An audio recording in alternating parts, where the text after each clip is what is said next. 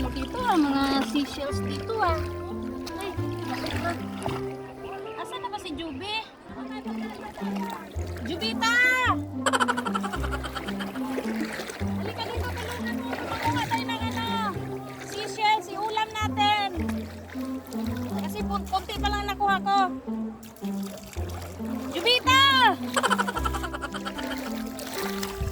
Saan man yung batang ito?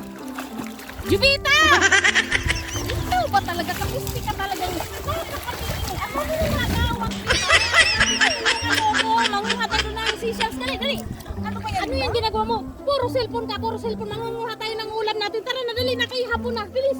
Bayan ma. Bilis na! Nagpunta tayo dito para mag-enjoy din namin yung mga Ay naku, wag na yan. Enjoy na yan. Bilis na manguha tayo ng seashells dito. Dali. Sama mo lang ako dito para manguha. Iulam natin. Kaya alam mo naman nagtitipid tayo sa ulam. Bilisan mo na, dali na kayo.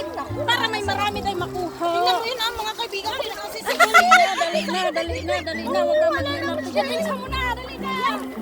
Para makadami tayo makuha natin. Baka maraming dadating dito eh. Magawan tayo ng panguha ng seashells. Ikaw na lang kaya manguha dyan ma. Bilis na! Ayun o, ang mga kaibigan ko doon nag-i-enjoy na sa ako dito. Intindihin niya mga kaibigan mo na yun. Bilis na. Dali na. Hindi ka pa talaga tatayo dyan. Papatuhin ka talaga kita eh. Sinabi na tayo. Ano dyan? Dali na. Sinabi ko sa iyo, di ba? Sinabi ko sa iyo, mangunguha tayo ng ulam. Kaya wala tayong ulam mamaya. Sige na din na.